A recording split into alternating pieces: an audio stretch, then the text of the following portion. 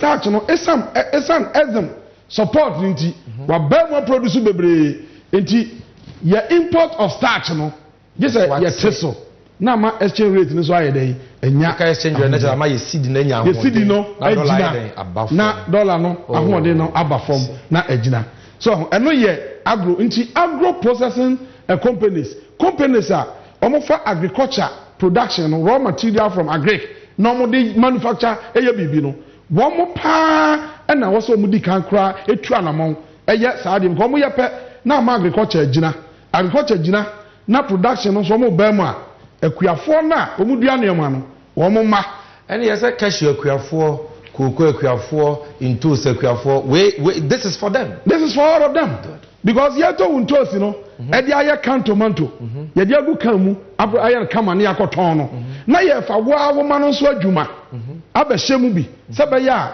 wanyini na wuntimi nyaku adwuma no oba onana no ono so benya factory ho aye adwuma na wanya sika e dia hwe ne maame e dia hwe ne papa na wanya bi nso ahwe ne nuanom bi school amom so aye akrachefo bi. Then again afa manufacturing industry bi a wo mamu bi a manufacture bi bia samenim mene obi di nkomo ono na dia wo yense oye biscuit. Okay. Na biscuit no ose ofani panko 400. Okay. And omo ye biscuit na biscuit no eye dakru bia no omo ye biscuit nko 1000 boxes. Okay. Eye nipa 400 no. Na omo sate adwuma 8 a 5 o'clock 8 hours on mapon no moko. Timbisa nse beye den na 24-hour economy no wo aboawo. Na no you the man me say 24-hour economy no ba. Number 1, instead say obefa nipa 400, so obefa 400 ba kwa ka hu bio. No afa 400 ba kwa ka hu bio. Eti na adwuma no one day bia no nipa 1200 ene be ye adwuma ho no. Enti wafa nipa mako 800 aka ho. Now 1000 now produce wa ha no. Obe produce 1000 anopa no. 1,000 boxes of biscuits. No, I produce 1,000 boxes every year. No, I produce 1,000 boxes. And you one day now first no produce 1,000. No, so we produce 3,000. And you first one when you 1,000 now no producing the biano. What triple sa and first one. And this our buy say. Obasa buana menenya ezim sikanibi. Ah hunsi hon kete. Edia buy na juma numwa. Wada nyamiase. Sa buy say.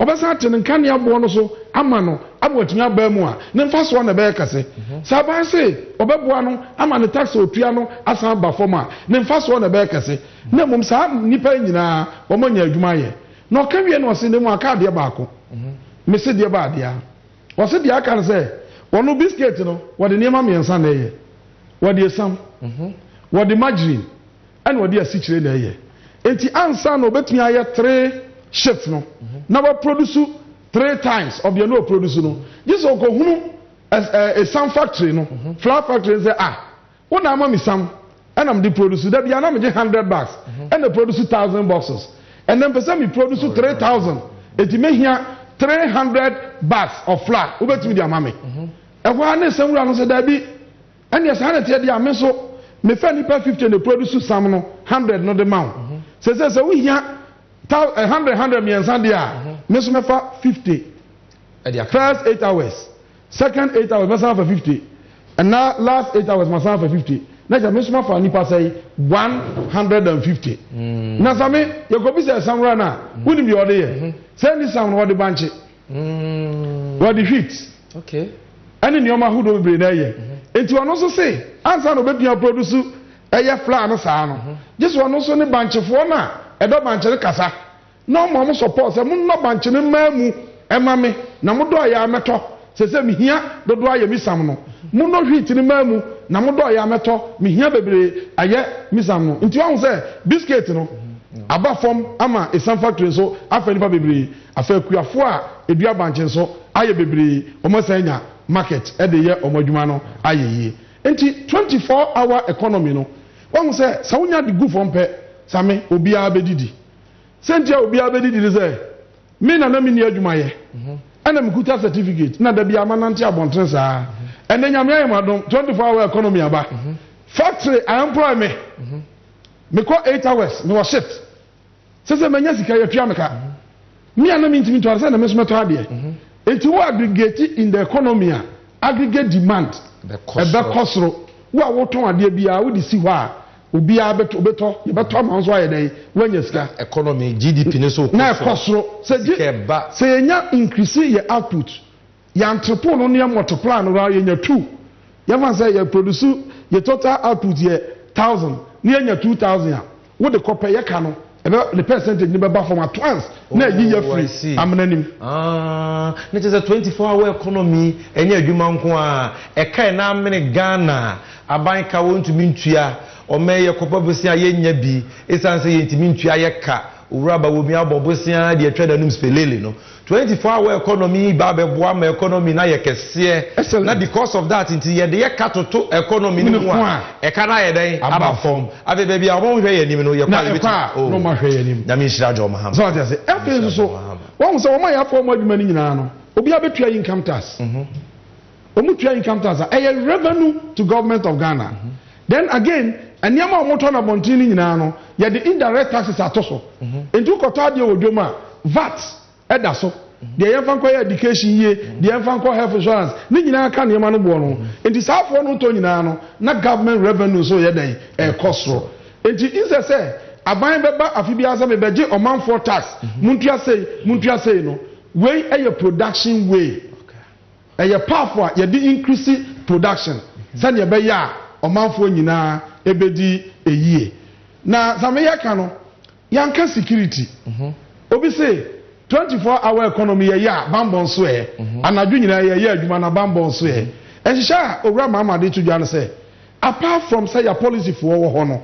ye be say ye private security arrangement say ye be ya wo mo aye private company say wo securities no wo mo so be ba mu na on say wo ye private company na enei 360 ha wo hia security a na private company na mo security bia nipa miensa e na hwe hama say wo run 24 a also no so fa miensa bi oka ho no so fa miensa bi oka ho say na say be ya 8 hours bia no obenya security ayedai e de amount so in a way no e hon so create enuma e bebre mantia no mo pe security adwuma ni abeka so ama aboa ma o nyina nso anya adwuma aye afei o say William say watch him krom ma che we say wawi e be da na 24-hour economy no edi nyuma aba em say ma cheche mu say be ya obi abeti ase in the 24-hour economy there say what ase yi a na se kira ne say obi abe dey ebedidi eno na wo kan na say the two additional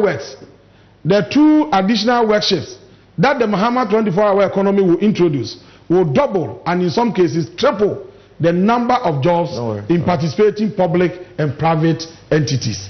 Eti obi company bia obeye 24-hour economy no enwuma obeketi no anya hwe kra no ebe double by your expect say ebia de ebe dey ebe triple na o hwe ma adwen asisu off air about enwuma yeku ni mpanyimfo akuku dan bia o makasa fa sa 24-hour economy yes obetimi de yakọ yes mami fa na de wa no besi no na de wa no besi de Ghana fo akuku dan omo nya NDC omo nya MPP omo de omo se omo ka no kre bem se we de o se ka ho asem kakra omo be nya 24-hour economy no omo be nya 24-hour na yakode amanfo kan okay 24-hour economy no woman be di ka nya ho faso pa ya omo eni adwuma ye the unemployed especially the youth okay nti abrantie ni ababa wa bia wutie me ne ba bia wo bia wa dwe ho se factory wo area ho a mo kwa adwuma no pa epon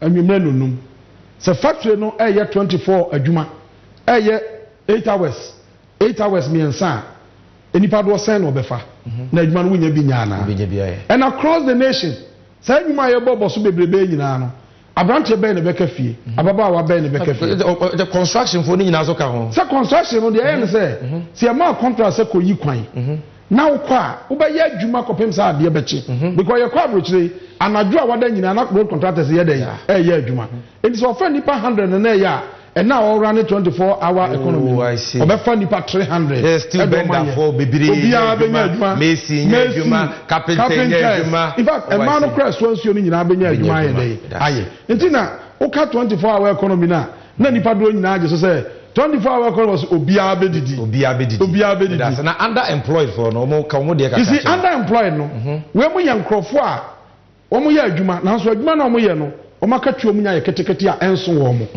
saafo we no sa wo ka omo ye adwuma ye ka wo mo ka ho na sika omo nya free mu no enye sika eso wo mba bia ba sa wo the 24-hour economy no ba eye adwuma etua wo ka kama sane be ya obi a eho be dey ebeto no enti saafo we in fact World Bank say oba Ghana ha ye youth no 50% eye underemployed. Eso ye adwuma so e say de onya. E say de onya adwuma. Oji akatua na onfa anya hwe. Obi je 300 Ghana. Oh. Obi adwuma a waye no. Edimi tua na ka sika enko adwuma no mu bosome. Enso onya adwuma nya nti je say waye no sa. Say de yekoso wa bruchiri no. Under 24-hour economy adwuma no so wa hoden ko abetima ye mienu. In fact, ma men kan no krebin show. Me ko sa madam bi go US. Me ko aye no. Anopa pa na so ko adwuma. Oba no so watwa 8 hours a week to be rested. Wada kakra no san so ko ye 5 hours bi wa ha aba oye miensa ansa no ye 2 hours obi ansa no san be dey aba rested. Enti say ye system no sa obi abenya bibi kakra ya ono so obenya bibi adie ama awo yanko de. Enti akuafo be benefit.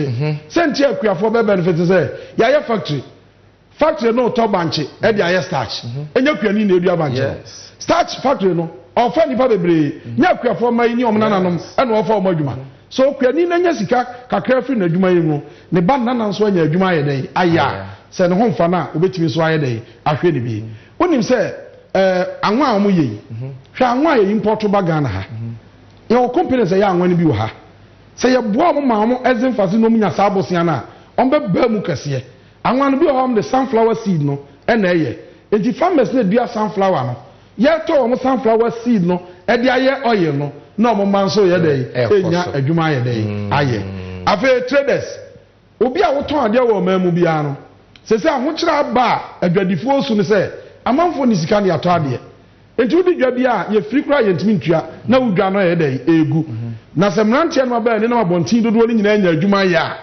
ana obi a se woto ade nkakrakra who would then complain so obi an complain wodi si wa obi abeto bia ma ye dey ayeyi alright penyimfo bi nsem wa na wo ka kire me no na students no so ha no hia me okay same de hia me say on say nkra me ho ko school a ono ana hwe no ho okay obi o ha na hia me ba ha obi frɛ me ni problem pa na say na accommodation onya ska ntua enti o ka kire me say ono me tibia bi ase so amoa me a minya ba bi a meda madam for me da ne nkyɛn no watu me mesrɛ obo am na minya dan enem sakra we say eyade a 24-hour economy ye ya kayamma kwan no obetumi akopɛ adwuma bi aye hours kakra 8 hours bi na wode abobo ska no ebe bia school no na wanya ska no de tua no bela obi ahu problem bi a owo basame say 24-hour economy se ebo no tofa eti se ubobra na wagege bosia amaka amene wo na wo ye ho hwie nya yi na watrase na ase dabi se manyere me ho anya adwumaden a eka bekume enti first na me ye adwuma 8 hours pe ena de kanti me ye adwuma no 16 hours na ma da 8 hours atania me de sisu bie ma si ha no su bie ma ko ma wuza wo bon sem no tofa si ha no tofa pa ni cheze me ye adwuma na me sika nsome ti magege bosia ma ye reckless kakra ameka abedware me se si awo ha nakafo ba bra kofi ya ji sika bra fam sika ma me nya ena matranse ya na hu se adwuma na me ye 8 hours pe no me sika me nya bosum bia ye 2000 Ghana 2000 Ghana nsome ena maka we do me se de me nya 8 hours bi on ga ho na me nya 16 hours na last 8 hours no me fa na se be ya me nya 4000 me nya 4000 there se me pe loan kra wo banka me nya bosia kwa anim na me de tua me hoka na ma ye free enti so because a 24-hour economy enye ya na on tia se because 24-hour economy no they can say Ghana be ya adwuma wa bra oman no nya dey enna honorable adwumaden nya de obi ameda why any tie and very enti wo se me sisi be se me ya adwumaden a wo se enye yi me nya kwadwofo me na me nya kwadwofo na me na ka ne me ya oh honorable me dance ya dance pa abei ebinom se niema ekura ye kan omo se NDC for say 24-hour economy enye ye demand ni ho ade no nya de nkofo pato a wo se me ko produce same ya man arehosam ne say bibia ni ho anyame anche Ghana bi enso niema bebre ye krefra but onim se me kokra ye kra Ghana kra mako ko 2024 budget aban we de bre paragraph 401 emekwa ye kra ba Ghana no estimate a $355 million. And the crime of Kuba Ghana. Yaka toilet roll, yaka and almost everything. Esichire bibia yaka ba omemu. So say nay anyama yaka no ye produce ye boama producers wa no ye ma musika from the Exim Bank. Na ya mo tax incentive. Na ya jeje won so amoma tua produce more afa nipa bebra produce more na ya ka say the edifi no ho aba na ya teso ama ye ho atoya we so si demand ni ho eniho eno so free. All right. It is our candia. Now it's a 24-hour economy, no. Eye adia ebeje omen because in here sikakese bia na de aye. Eye just adwene ena nyame de ache yewura John Dramani Mahama ena onyame na de ama no. And the time for the 24-hour economy is now. And no force on earth can stop an idea whose time has come. Eba ye no. Oboso no. Okay. Anybody bebre aka ho asem.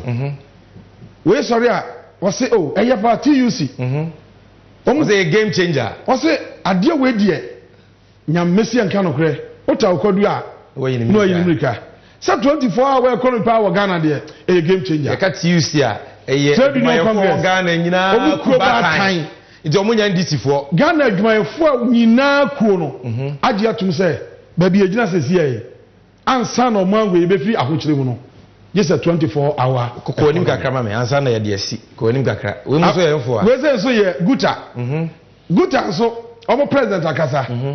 Won so say eye 24-hour economy no eye papa pa. Wow. Ono abokonim kakra. We say kakra wo ho. Ya ti Guta for the we mo so ye mfo ni. We say so ye aye Institute for Economic Affairs. Yes. Omo so say. Wonso amo de what the policy be aba. Na omo hwehwem. Enya no maka say dabi. Policy we dey. Hana na ma be G-Mensa ye adwuma. Hana na electoral commission ba. Oye adwuma. And almost 24-hour economy. Almost 24-hour economy we dey e dey enwuma be ba. E be ma unemployment na akoso. G-Mensa be na 24-hour economy ambassador. Wabuama.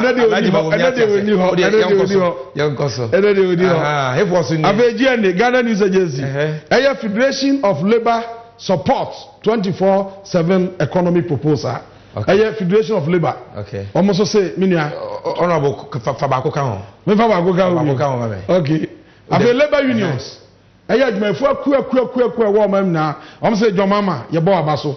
24-hour economy. Eno de after the school for what Ghana nyina news wo muku ba tan mantia no ba wo schools no a ebe wie abepa adwuma no wo mo say 24-hour economy there ye gitum eye pepepe enti midua branche ababawa baby a wo Ghana ha bia ene amano no nyina wo mo abroche dem say 24-hour economy eye papa yenya wo ha no 24-hour economy ene ye de ato animi wei ene be ma wadwuma wei ne be ma won soso wọ́n sọ wọ́n dàchí ẹ wọ̀ ọmọ ẹ̀mú wẹ́n náà nso bẹ́tùmí anyini ayẹ bẹ́ẹ̀ma ayẹ ọba ahẹ́ wàwọ́fọ́ ahẹ́ ọma ahẹ́ onuanum ẹni obiara eti mu yẹn nyinaa yẹn nsom na 24-hour economy deɛ obiara ebe didi mẹ́dàmú ase.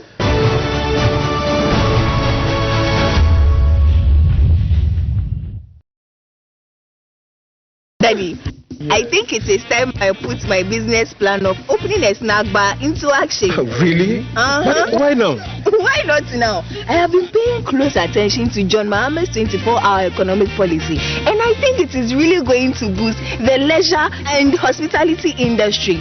You know, when people go to work throughout the day, they would definitely need something small in their tummies, and I'll be there to serve them. But I thought I was the only one who listens to news in this house. No. That's the man born before computers. Tell him. See, we have the news right here on our phones, and we are keenly following John Mahama's 24-hour economy policy digitally. Digital man. Yes, I mean this. And one thing I'm being sure. Since the launch of my online delivery system, things have really been picking up, and it will be great to have the support of the government to grow beyond the borders of Ghana. And with a 24-hour economy policy, government will be able to provide an atmosphere of improved security and public safety. And also, a well-regulated and monitored private security to facilitate round-the-clock activities to make it more safe for us to serve our clients no matter the time of the day. Well, for civil servants who work with the passport office, DVLA, customs, ports and harbor like me, running the 8-hour shift system will help relieve the large customer traffic we have to deal with within the current 8 to 4 p.m. system. We can effectively serve Ghanaians and foreigners within the shortest time. Hey, Madam, I didn't know you also pay attention to the 24-hour economy policy too. It is what everyone is talking about. I will be glad to work in the afternoon shift than run off to work in the morning. I leave that for the younger generation. You are too old for that. And old boy, what are your thoughts? Well, I will take advantage of the tax exemptions, the cheaper and reliable electricity, and more importantly, the government's support to scale up my juice manufacturing company for local consumption and for export. Look, obey a piece of Chrome. In a 24-hour economy, is it? You know what to do. Vote for John Mahama, the nation builder, and the NDC for a 24-hour economy. Ejuma Pankwa.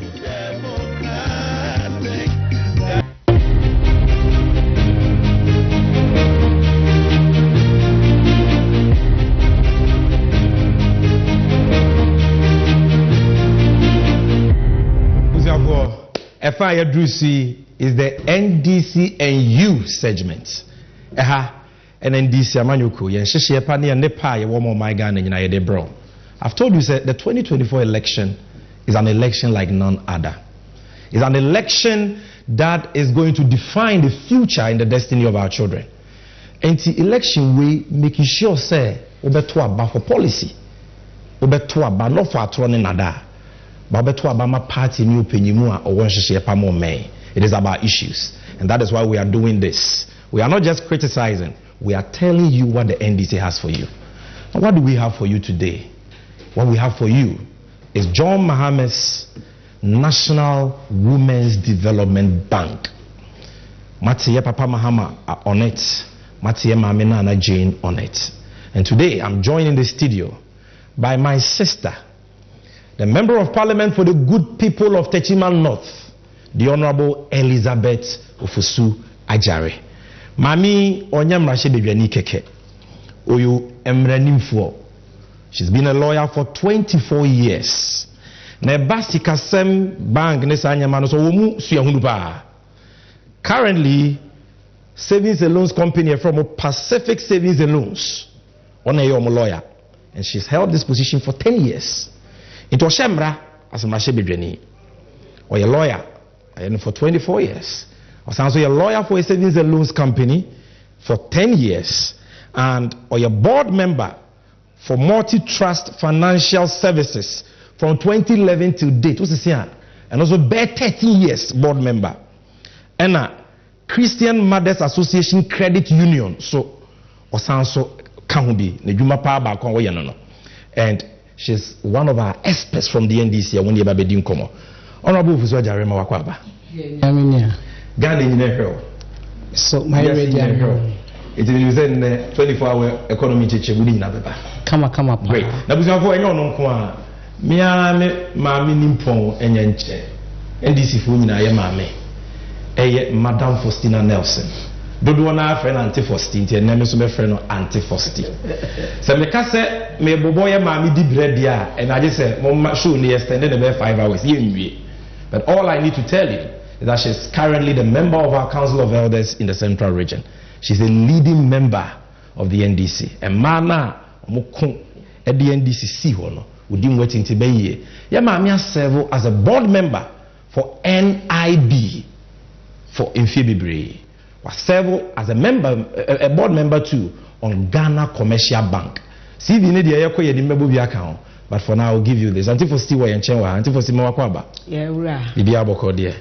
You say wababi do dear 24-hour economy no.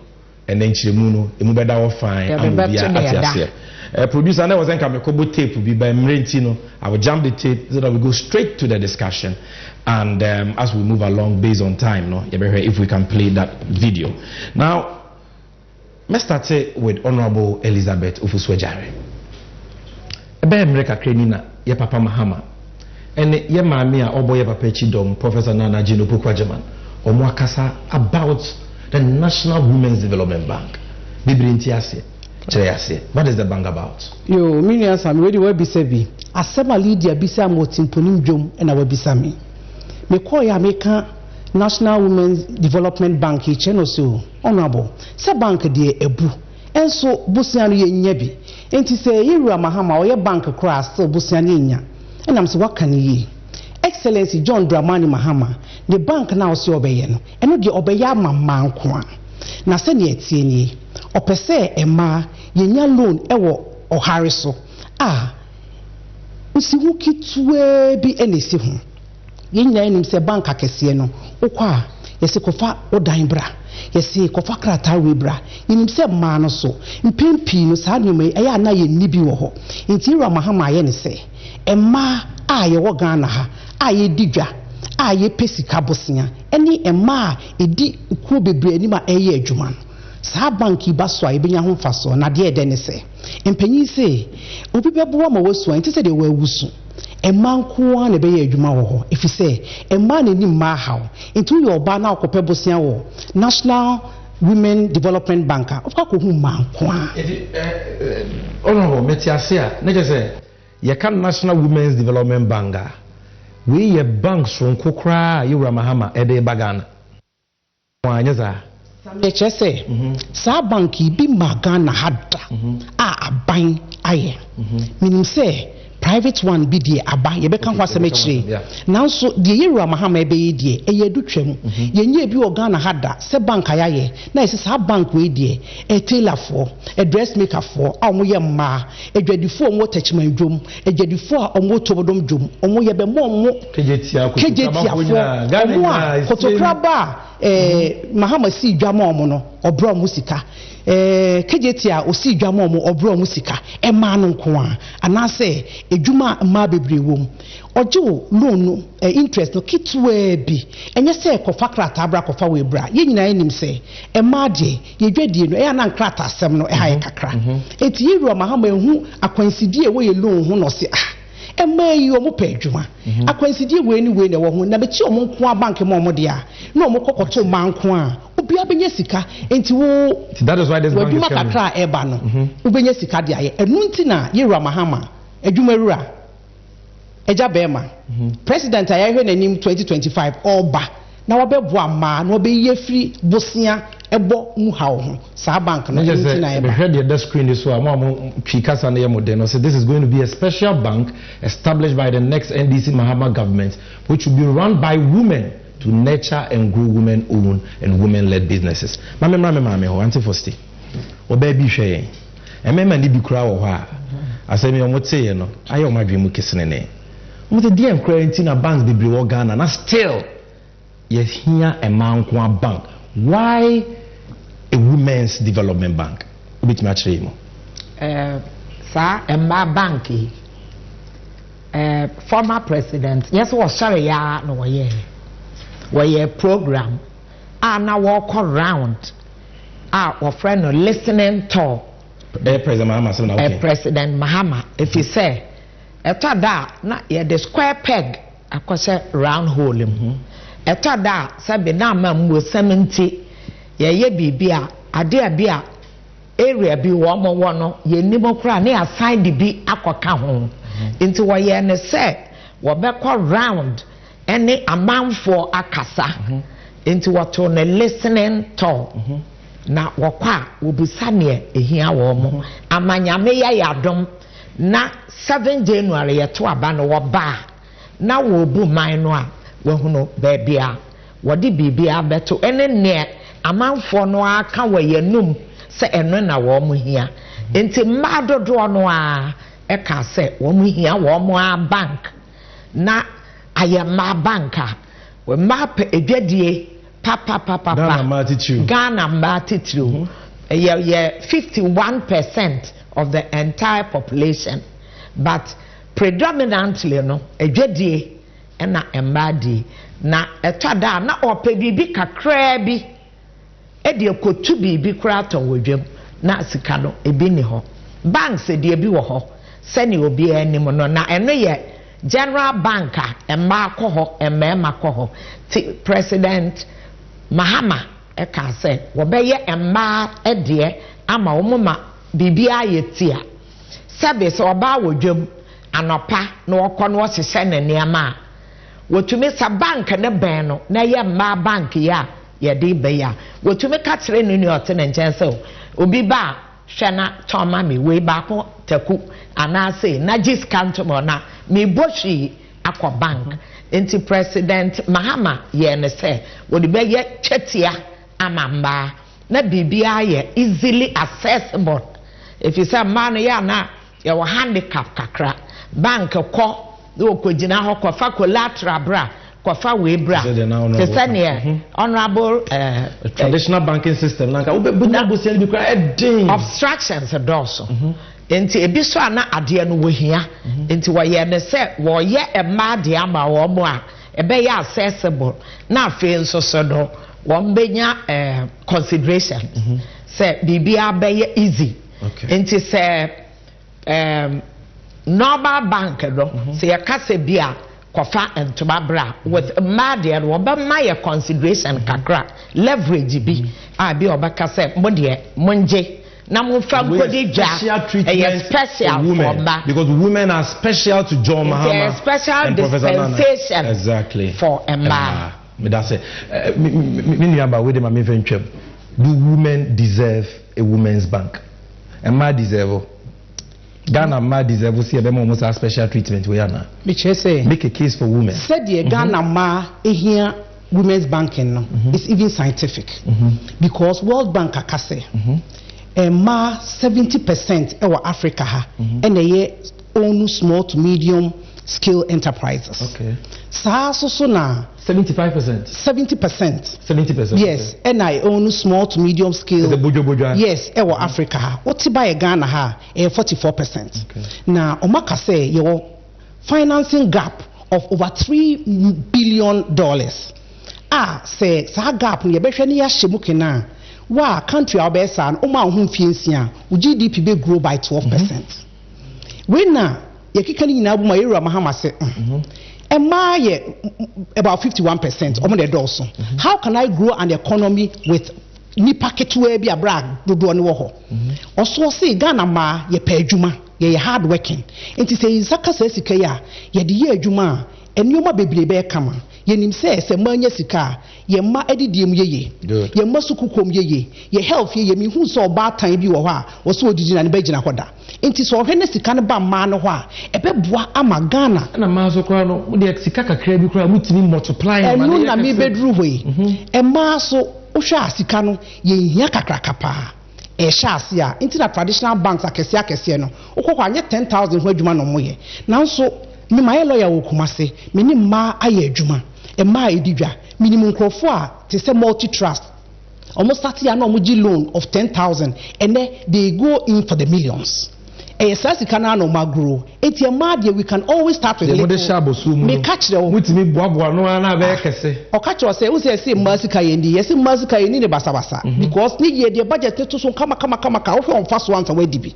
Enti say manya sika ebema Ghana akoye because if 51% of your population is working omukro musika maami ata otoni bidie wonya ne 2000 maami mansa a otoni jene ene wonya ne 5000 tu ko fa jene no bag miensa eba kotokra badwuma na che se ekwa no nti ero Mahama se ma no yenye sika no ayehwe ne ye ena wo hwe so a African Guaranteed Fund akase ma so ye sika etua enti ye loan repayment no e was so far enti sa bank ye bebe ubon se ma no ye bosia na ebetua titiri Euro Mahama enya emu gidie se obema ye nsihu na eketua bi no na che se e ma ye sika no na ye dia ye sa nyoma we nyina na economy na ye kama enti ye ade a e ma ye hia a ebeboa Ghana nyina kama Antifosti you have experience, you've lived through several governments.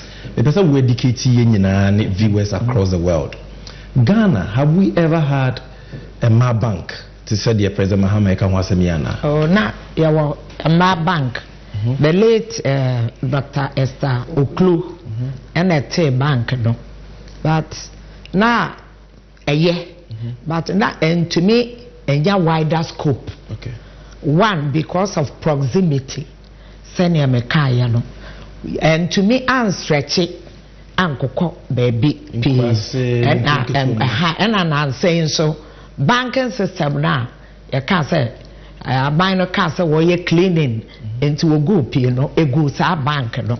Oh yes, in the bill 420 banks, financial institutions. National Women's Bank no a come Dr. Esther your babesiati team mu years or the one man. And also rubber will be any kufa a car exercise now or my year, you know. Ye nibi say. Okay. Now no so na ya dia a necessity. Says Sanka woho. Inti President former President Mahama ye papa. Aya na dwene say kwan bia so what the Emma bank no ebeba. Na mmom wono ne de no obetrem. Because say ebia me fan say area bia enclave bia ebia edwa asamka say edwa be 3-4 ebembe ho no wo de bi besi ho proximity na meka ye no eno no senior bia de edwa benya emmeye say sebio enkrankwa ana say emmeye say wope say enkrankwa wope bibi age say wo travel eko ansa na wakwaje nti wo be no across board obia area bia benya wo de ya wo de be operate send honorable kai no emba de wo de usika sam ene adwuma sam hye wo nsa they are very conscientious wo ehia wo ne nyina na papa Mahama wo de nani ato fom se wonyi emba nse nchen ti bank bi abada na mom ne ye de bai de esron kokra edwuma ye fo ewo mu nyina ba ye ma interesting but workable security fo mpo ye be famba bibia completely bibia telephone mpo de say e ma wo ho dada na ne nyina ba ye ma bank manager oba board members ya wa ma President Mahama say emma betumi ayama na ye women are capable of managing so ma wo mo push what they encourage ma na wo di bue emma abrabo mu ene wo mo ye die mu because eniaba p obstruct ma obi okra wo ordinary orthodox bank na wakose wokope bibia wo feel so sebio wone mmemme ko compete no aye withdrawn kakra aye diama no kofa webra ne ebei ya ye ebei de President Mahama se wo ba interest wanya ne kakraka and afi so ba ko na wo ho na wo kan da ye savings and loan na ne sesi aye ye de ebei de ebei te se orthodox banks ya bi bank full banking system and yes savings and loan na mom no emma benya consideration interest no be wo can be here me na me pese bi tie ye sister adwen wo honorable ne ma me kasa no can be say ne wo women's world banking bi wo Ghana ha aban no aguno you've been involved in this banking microfinance savings and loans can be chair fa menim say pokuya ewo oforikrom se wotie bia wosu oni amamu eni say sabria na me Kumasi na women world bank ni omo musika nti na omo wo shops ewo oforikro na we na anu metwa makotachiman bidu ho me frɛ omo ni ho enam se na aden wo se a yeraba wumia akufu adode ne ba se o economic wizard oba no abeha obe solve ye economic problems nyina no wabegu women's world bank ni tiende omo nye ska nye adwuma nti omo tifie o ka kire me na me se yo ene ene ontie me ewo NDC 360 na me be chirechim na mama no hope enti ama se wutie me a Excellency John Dramani Mahama osi oba abaye bank amamba ubenye sika no wasa aba kwan ho abaye adwuma bio enti afi se mo to aba won tamu ho na mo nhwe party colors tamato mo beto mo wura nmunyamfo excellency John Dramani Mahama ono de o policy ebeboa ma a no mo wodwom a ya toto bank mu iraba omia e kata nani toto bank mu ya e ma mo kotena afi no o side ma bakwan ho biom na de meka ne se sa bai ye nkoto no ye party a ye nanawo ye koto no de edi ematan e bakwan ho ya wo obi anto ba bia se bia sorry kra ye jai asori kra ye jai ye wo tumi e na otifie iraba Mahama ode eni je ebremo enti adichi monje mo ho na monye se de be ya mo be san ba abeye adwuma biom na aboa mo na yiraba omia na ogugu bank na de ehwen se enka Women's World Banking de ko be treat omo differently because yes we anya bibia ma wase a unjai mo ne kro no ye ka se wo ba na nka abeboa ma e wo sikasem mu se wentimi amwo ma kakra omo wo no na ehu ni kwan se nka wo be se no ebi na yiro edi ayeye enti abeye ni da hosem ama ma e wo ga na ha nyina se ye ma yani enko yiraba Mahama ho 7th December aba ye betui no no ono wo enumonyam a ode ebetai emaichi eni adwempa ode beboa ma ama bibia aye kama medase that is Honorable Elizabeth Ufusu-Ajare, the member of parliament for the good people of Techiman North. Mami na woka Women's Bank a omugu no there were other banks on omuboa ma no so akosi say yeah banking exercise cleaning exercise it affected banks Unibank, GN Bank, UT Bank no nyina amwaboemu ne pakwesi ndio mu banks na mo boa ma mo ye mo didwa kokwan so ni nyina so aban na gu no. So that is what justifies this bank. Yes. I get that. Now honorable answer me ba honorable me san so pese me ba so ha machiri mse bangwe for ma emankoa ema ne beye mu adwuma beye bibia ema ne beye mu bibia security kro ba ne bidi.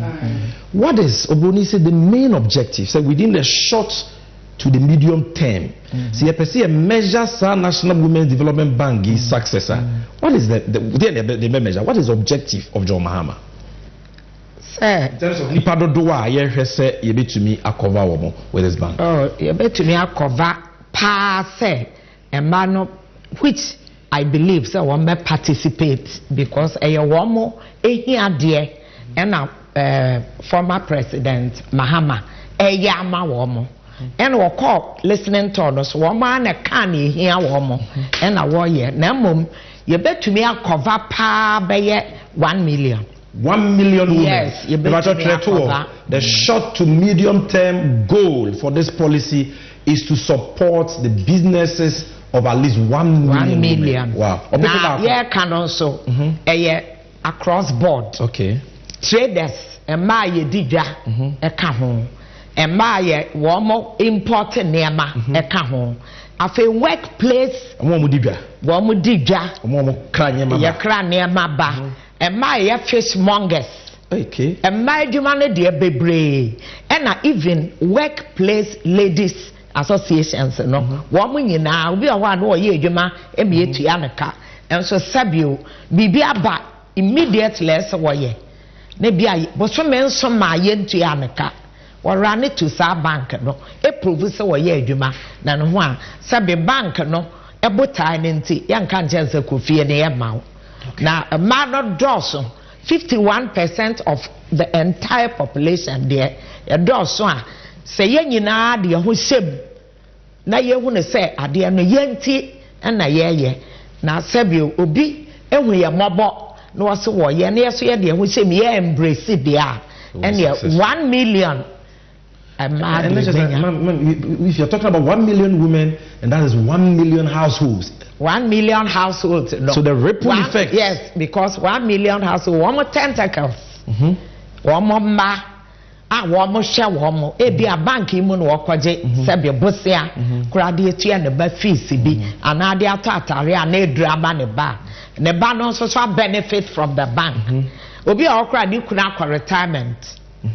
What ifie? Enti efie abrabo nyina. Efie abrabo nyina beda yere no so. So when your bank be to augment the business awoya.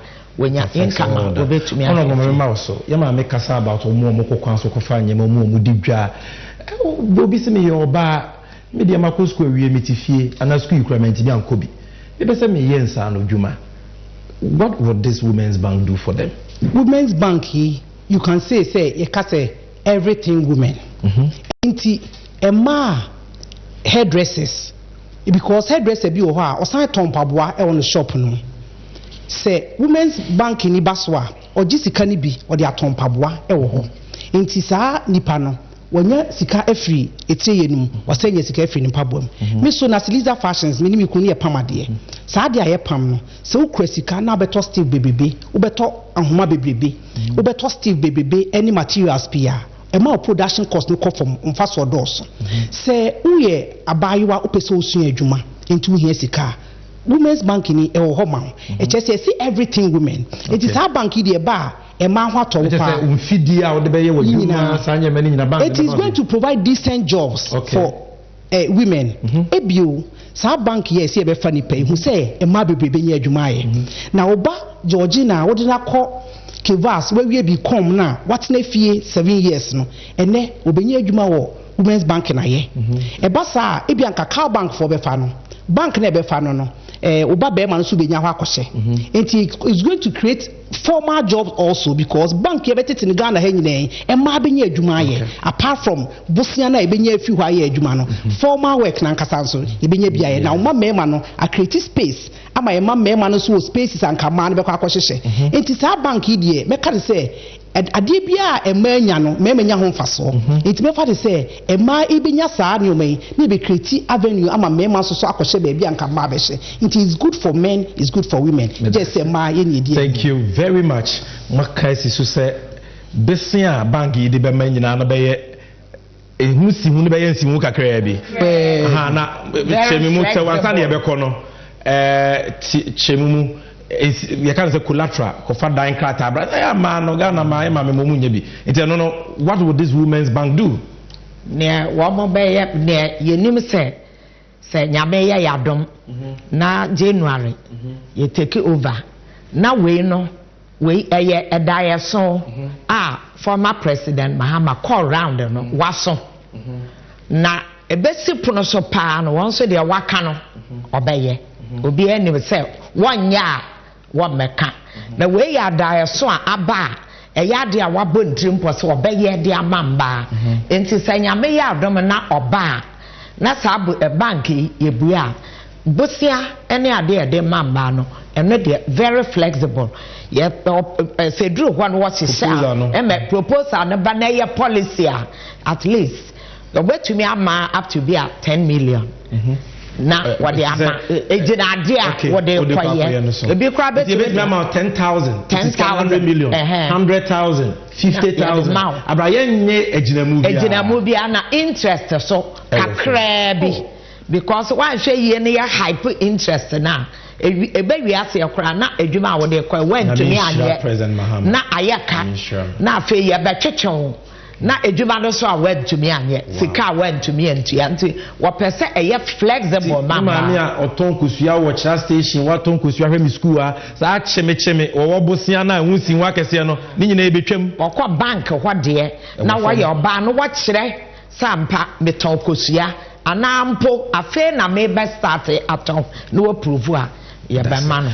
Honorable, me bow for your final comments, but before your final comments, me present presentation, no, which any bibi kakra, bang ya ye kan wasem. We be very say, oh, President Mahama person create idea bia or mind bia bi. So educate us or slice no na me hwe bibi offer. So we ko wanim kakra educate yen. Ko wanim no, the other way, good. Ko wanim em say ko biem kan ho. Good. Me question any.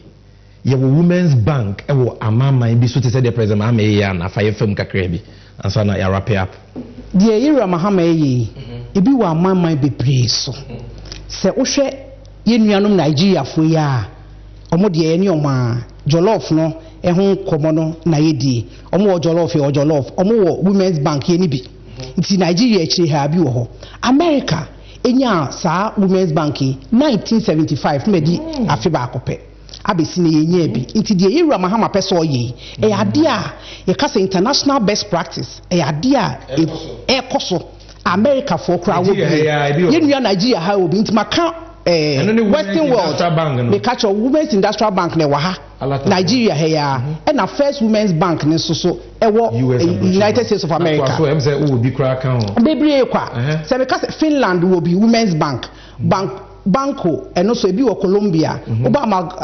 amalgamated bank and also United States wa enti bank ne Nigeria and also Nigeria wa eboama bosiabo e mercy kasem interest rate kakra bi obibia fine enti the era Mahama ye no international best practice oba abrochimam oba ye ntem he ya ba bia wo ho ye na yakamu aye nyanya bia era Mahama adwumawura President ayehwe nanim ohwe se obeboa ma e wo Ghana na yesoso yenya bi na producer obi hwe me obi o se ye kasa no dodo na ayetwi kasa wonte afse enti ye mami Jane Professor Jane opoku agema tape no monya ne ready mame ewie pe ye bebo sa tape na nsa no ye the lest we forget no aba na honorable Elizabeth Ofosu Ajare Dana fu nyina tie ye sho se nyemani ada ho makansi hu a bangi e ma bese a omo beje mo se kitikiti bi collateral no so mo se bank ne be ma besia kese kra ye ngibi mo aka se eye manko an be ye mu adwuma e manko an be nya besia mo di nchiremu ni nyina aba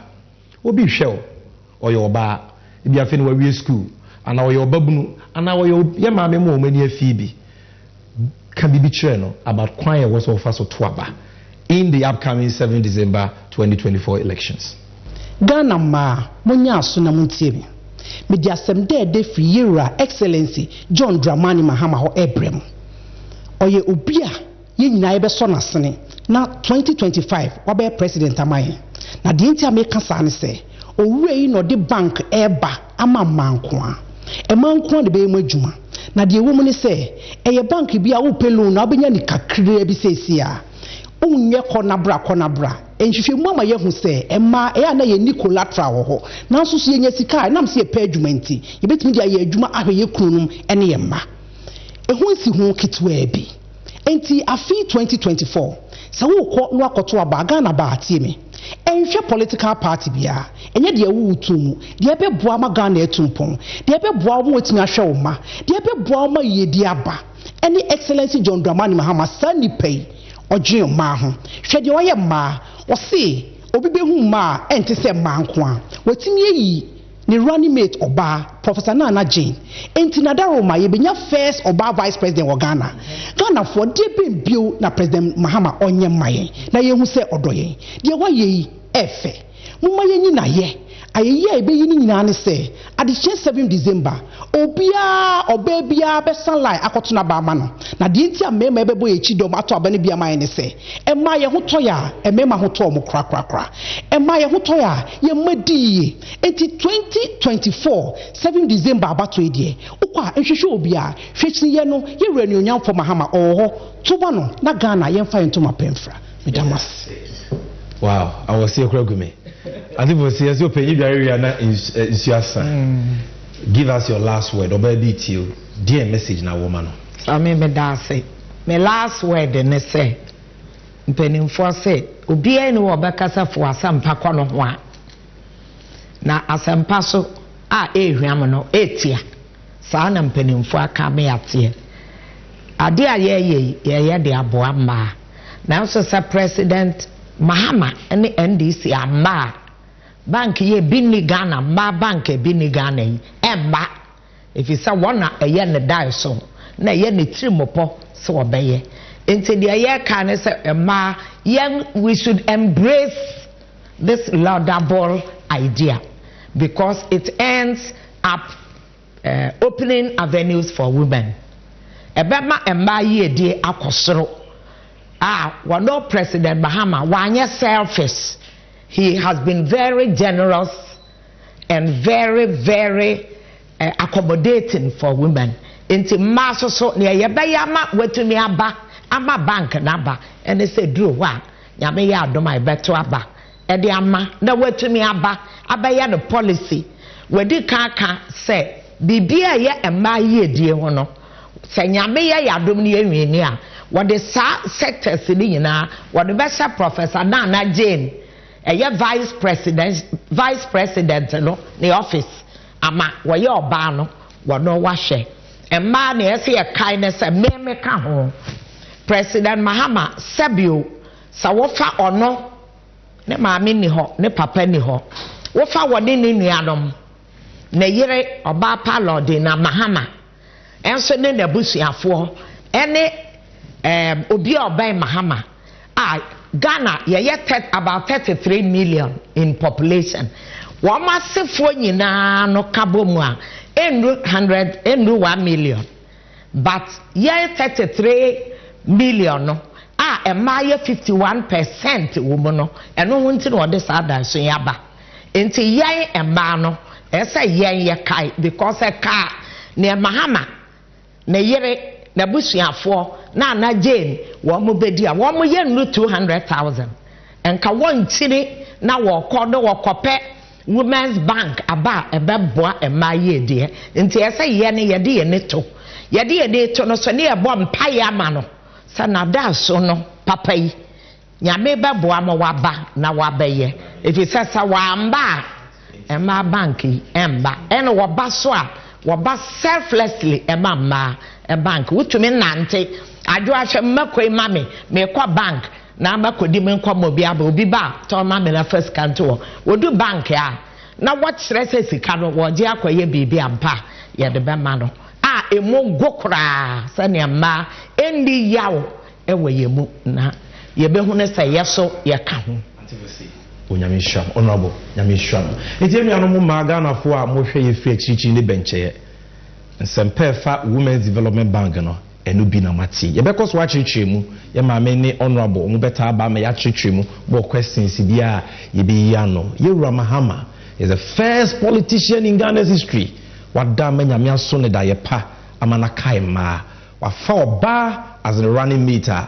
ye ne moa Ghana so ye benyo oba as the first vice president na ma so enye dibra esefata na nye se wo ye no nko akeke o san so the bang aba for ma umpewi na opede be eniti hwe wasitirim hwe de wadwen wo hwe de wakai wo na to abapa on the 7th of December 2024 bitiafo enam se obi hwe me won titwi kasenti no ante for next time abeba beka brofo no abeba brofo but ye ma me akasa about this bango kan poto kasamiti producer boy no ma ye ba near the less we forget no bro mu wiesu amomfa maami bi a ye frɛ no akufu ado maame ne ya odie ni nsem bi odi atodwa no momfa video no so so maame wa ne nti akufu ado maame kakra ye do bi ase stick with me, this is NDC 360. We'll be back to continue with lest we forget.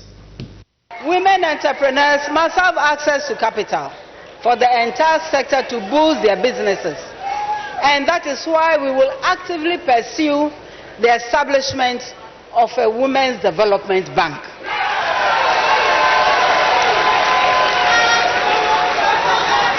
To primarily nurture and grow women-owned, women-led businesses. Women must become millionaires too, shouldn't we? We must become millionaires too through hard work, as our men do. We do not need hands out. We need hands up. Women of Ghana are capable of managing that bank 100%.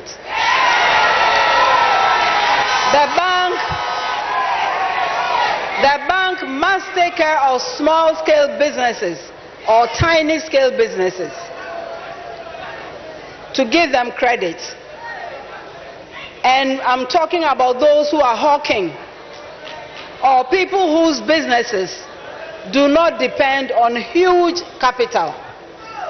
I envisage a board made up of trading associations and cooperatives, and all these fully represented and making serious decisions and being accountable to its members.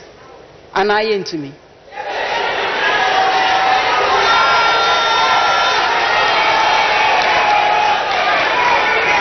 Hello, Wanye. And the world knows what we do with our resources when women prosper. We hardly leave our children behind. We hardly leave the wider families, including the men, behind. There is better stability at home. There's better peace at home. Most will demand less job money, so the girls should clap for us.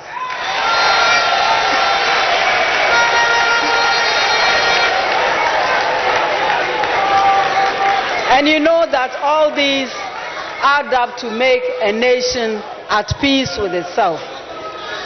Surely this is what Kwejiru Aggrey must have observed when he made his famous statement about the far-reaching effects of the education of women.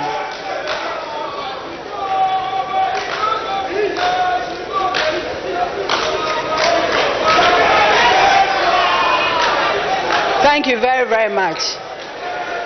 And distinguished ladies and gentlemen, if anyone has any doubt, just remember a lady called Esther Oklu.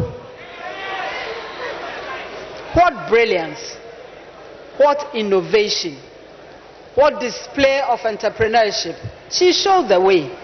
Let's revive that dream and hope and actions of our hero and heroine entrepreneurs as models. So me dia masewa me wodo me market ya me pa cho me pese me kaje nana kufu ado se ye mana ye kofa oye utugunu first no na Mahama wo so no na o ma ye duty ne de anwane ba 12 cedis ne se onu no sa anwa gallon yenya duty 2 million se kura do so o me entro nyanto pase anwa gallon no mo fa no ho ahe mo de ba beton wa ha ahe ena mo tua ho duty 200 Ghana cedis me wa receipt bebre wo ha 12 cedis metini ayi aba by say o si 2 million me am to me kan anwa ya seize wo aflawa border ya seize manwa 500 me wo ho papers 500 and brambacho oh ada o say that na 500 yen 100 pieces saying gallon no baako 500 omafa o ba o si anwa no me amfa no pese me bisa nana do ne ba o mi ase anwa na o mu sizi ye no o mu so o mu me amfa no o ma hye nana so o ma ye ne dan me pese me hu anwa no me ko ya ne ani ho enti no mu ye ne dan na me makwaji low na maji manwa baako 500 ubisa obi awa ha ye fra me nana do maame by a feed yes beto abadia mimi ko kromoti na me de to man no na wasizi manwa no se ko kromotie no e be kire de meto ama no why obi ani me de na do ma me asama mi kan mi wo me pictures ni bibia o me a strong one people bi sa obi ani me enti mi bi pesa mi bisa na do ne ba o mi asama manwa no o ma sizi no e why o ma hye na so o ma hwiahwiagu 500 pieces baako 500 hanum right mi to baako 4 million wo ho wo si anya duty 200 cedis dabi o duty no o ye ne baako bia so ana baako bia anwa no ko ton 400 o ye hu duty 200 e o baako bia ho o ye wa san dia fakade aba mi pese mi bisa ne se manwa no o misa custom for say ada so on be duty ne makoje manwa Samanwa 500 de me mfa nche wo uko ho a wo mu agi anwa ne si ho no uko ho ko busa asa anwa no wei no o mu kan sen ne kire o me ko aye no o mu si anwa no o ma sizi ba wan fo wani enhu ba bi anwa no bu bi enhu ba ko a oba next day me san ko ye no na ti create lodu anwa no dabi nya to bose wo mu sizi anwa no e ka tro so o ma sizi ade achin ya wo ko ye no afla ho bie mu no na ti kweta kesi abesi ho a elodu anwa no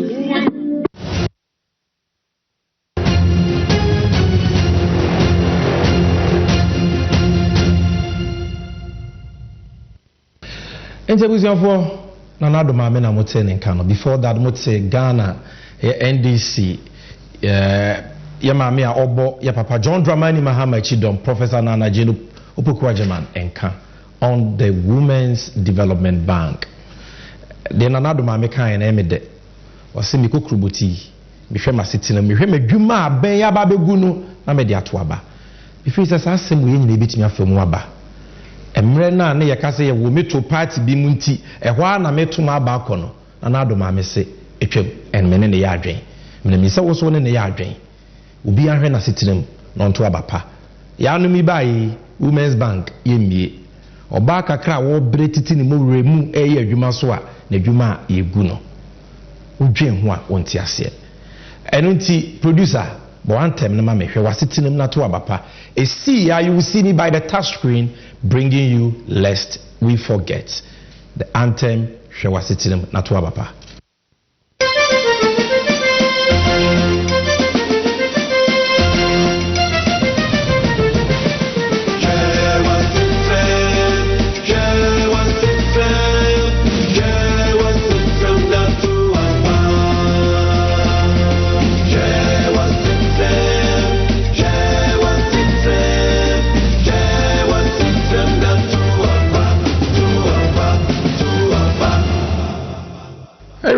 Omaya de share efa ye dru su ni efa twa to the less we forget segment ene de ne ye kaka ye ho na ye refi ye kaka ye ho afa ye wura John Dramani Mahama tikese e da so da ye pa ne hyehyɛ ye ni nnwuma pa emra ye ma na kwanya se oni omayi so as ye man panyi oye de maaye. We are not just talking about amamu a enko ye ene kata hyehyɛ ne proya ekoso. She said, yeah, under moment of truth. Ma one kasa wu chrono fita but we mean in a bush for the boy. We are also not just talking about Enshisheya Yewoma or Manfo. We are telling you say you can trust John Mahama because he has a proven track record. Why you be that? And intibit in Genedi. And I heard you share aeroplanes and airport once a Brunisi aviation sector. And then Ura Mahama a better kunyaso ye Abusia. Yera Mahama betina konya so penu hu se Ghana betime tumpo ama Ghana fa no to mapefra e wo se Ghana ye airport e wo ha no ye nya bika ho na de wo ho dada no so ye siesie no ma ne be ye kra behwe na eno na nche ne Yera Mahama e ye nhyehyeye se obema Ghana ay aviation hub in the whole of West Africa je se bibrema toye ha Ghana be yo man a e ba airport so a ye be wo na kese pa edimu a obi etu kwankwa brucho be fa Ghana eno na di mpuntu ye yo eni adwuma ba oman bia mu de na esi na ni so no na de oyeye no omanpanyi bia ni wa bedi Ghana so a waye bi da yes bi a be hu de nti amekasa enti what did President Mahama do de kan oye project a ye friend Terminal 3 ai wo Kotoka International Airport for a processing over 5 million passengers afibia or the $250 million na ye Ghana Airport Company and also one asene sika was a Ghana Airport Company de ma aban and wo jai mo mo se omumfa na omunya hode omunya sika omitumi dia yes ade we nti aban ka prenim John Mahama tikese edaso da yepa. That visionary leader ensured that Ghana Airport Company and aban yiguno no na abreso etimisi Terminal 3 $250 million project, and this airport is by far the best airport in the whole of West Africa. Asho mine ni munyam. Ama nipa bebre adwuma pem na di sika kese ebre omeye. Into we evidence na any March 2nd 2016 Mahama Turkish leader cut sword for Terminal 3 project. This is when President Mahama dia so bo form say you see Terminal 3 a ene ama Ghana dimpa ama adwuma buso ema oman Ghana sika na ama Ghana so yesu yedi ahyeta amanoni nyina uzafo anya no nko a President Mahama ye Terminal 3 wie no eno se Terminal 2 first na ho na ye international airport a ye fa wokọ abuchiri no se se ho ena ye befa for local or domestic flights okota krade Kumasi okota male okowa okohu obefa hin Terminal 2 nti Terminal 2 no so Yewura Mahama de sika ko shemu epeja no ma ne be ye krabehwe ene odu Terminal 2 ametinya ka kiro se amama ya kese wo abibremu ha bebre wo ho a their international airport cannot and does not match up to Terminal 2 la a domestic airport because of rehabilitation John Mahama ye mfonyi ni bi ena wuhu no bibia wo ha baggage claim a wo ye ene all the checkpoints are Yewura Mahama ye Terminal 2 enya no nko Tamale Airport Yewura Mahama enam so what cement hu say yenu anu nkramufu adodo na wo sema mentifi say afibia omukọ Mecca for Hajj one of the pillars of Islam omo bre I just omo bankan no mo damonten no mo bre ne de keka ho Yewura Mahama dadwe hu di no say no yensiesie Tamale Airport na meye international airport na plane entering to free Tamale enko Mecca straight into a Tamale Airport phase 1 project ɛho adanse no ɛwɔ ha $100 million sika kɛseɛ pa na ɔde yɛ yɛfo yɛnua no mu a ɔmo northern region wohwɛ story we are graphic online aban newspaper ɔmo ni tro Tamale Airport comes alive with inauguration of first phase of expansion project August 20th 2016 this is the time President Mahama koma ye bie airport na plane too free was adano from Tamale to Mecca. That is the visionary leader we are selling to you. This is the visionary leader we are calling on you to vote for. Now, this is the whole airport. Medika ka ho asem. Yewra Mahama who said, say yehu betimi atoya.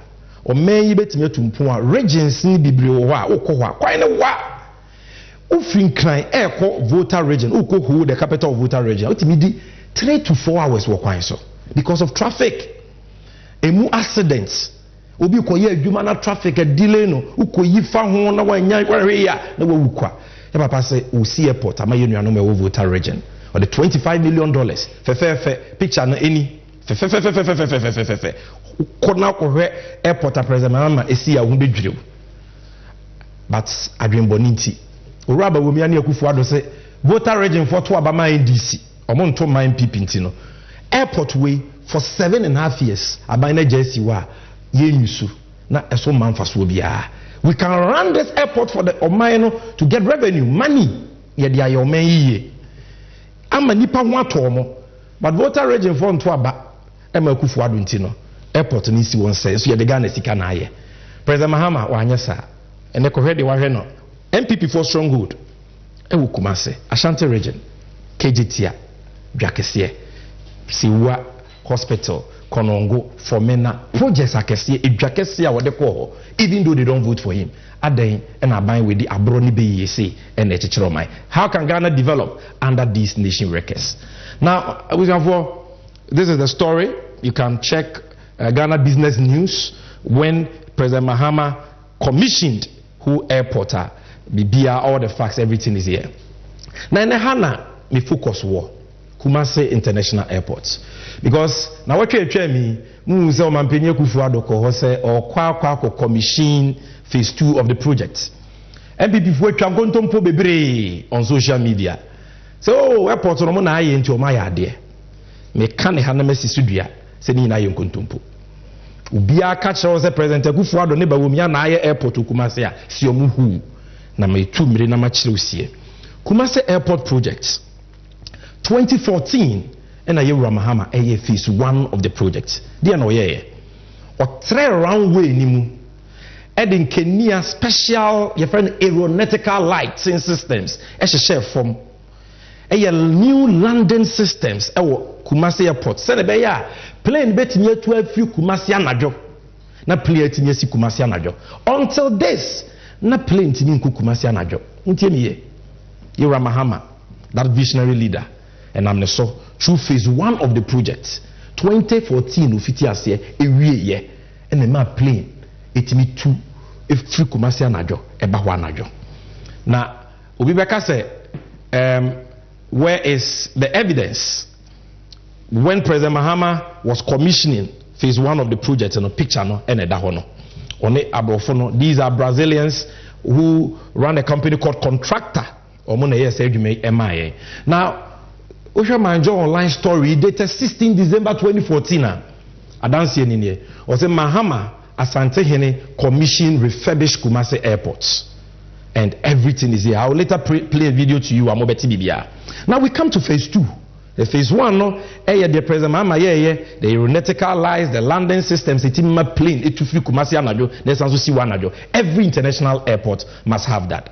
But we no say it was said terminal na e wona wutu kwan a wo be fa no yesanso pagem na nya animunyam na etimi e be ye proper international airport enunti on the 24th of October 2016 you can only get this on NDC 360 24th October 2016 we executive approval President John Mahama e give you to phase 2 of Kumasi Airport, executive approval for the development of the Kumasi International Airport. Okaya, His Excellency the President has granted you executive approval for the following: a buyer credit facility. Besia ye de kwa project no, we 65 million euros ebidaso, ba 7.7 million euros ebidaso, and the commercial contracts.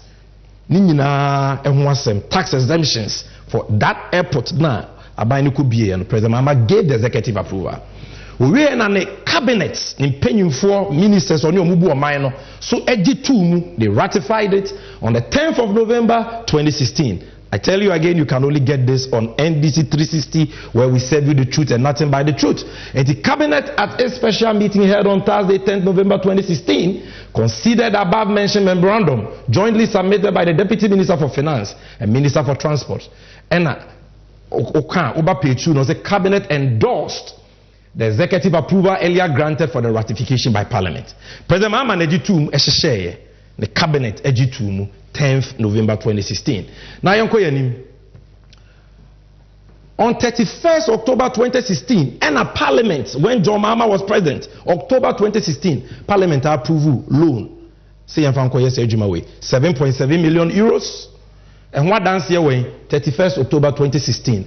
Letter here free Parliament, so the assigned letter no clerk to Parliament Emmanuel Animadu.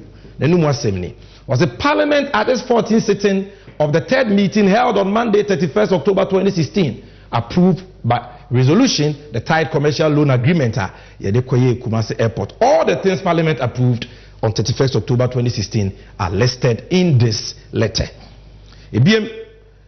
Agreement contractor a buying any Brazil for no one and AC Gakesi KJT Kumasi President Mahama ne kofo omoba o my Ghana mu and also the airport ne ma wo no omo contract so Parliament approved no 3rd November 2016 and also so people can say Samija if we dance here we dance here net etwegu no 3rd November 2016. This is a letter from Parliament Service. It is addressed to the Honorable Minister, Ministry of Finance. When the sign letter no Emmanuel Animadu, clerk of Parliament, clerk to Parliament, or say Parliament at the 17th sitting of the 3rd meeting held on Thursday, 3rd November 2016, approved by resolution the commercial contract agreement between the government of the Republic of Ghana and contractor.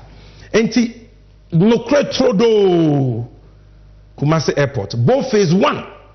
Etima plane ko Kumasi anajo, etufi anajo, President Mahama na material evidence. Phase 2, terminal kese na yesi a ewunfunyi media kyerɛw no President Mahama na jipe musika ona ye bibia empo ode asobo form ansa na woko President Mahama cash tape for second phase of Kumasi Airport 6 December 2016 or the day before, which is 5th December. Graphic online you can check. Now President Mahama cut a sword no or can send me 2 minutes per Mame Monchra Ubehu Obebo Kumasi Airport history. Hotofa. Phase 1 of the project or any phase 2. And to produce a video Yaba Penny Diano AC. On 15th December 2015, I was here together with Otufo to commission the improvements we had made to the Kumasi Airport. We had resurfaced the runway, we had put in new runway lights, and we had also installed navigational aids to guide aircrafts into the airport at day or night. That improvement we did to Kumasi Airport has improved its pleasantness in respect of passenger use, because now passengers can fly in and out of Kumasi both at day and at night. Today there's a night flight that has become very favorite to a lot of passengers, because they're able to fly to Accra in the morning or fly from Accra to Kumasi in the morning, transact their business or attend social functions, and then they catch the last flight back to Accra or back to Kumasi.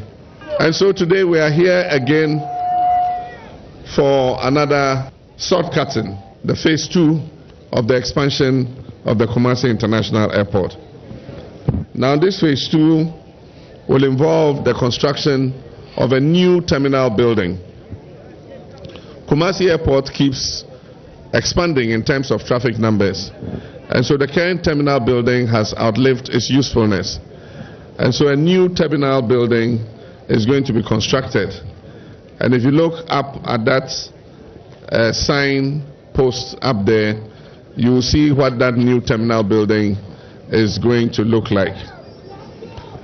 The new terminal building would provide improved facilities for passengers traveling in and out of Kumasi. It will have a business lounge that will provide comfort to business passengers. It will also have a VIP lounge.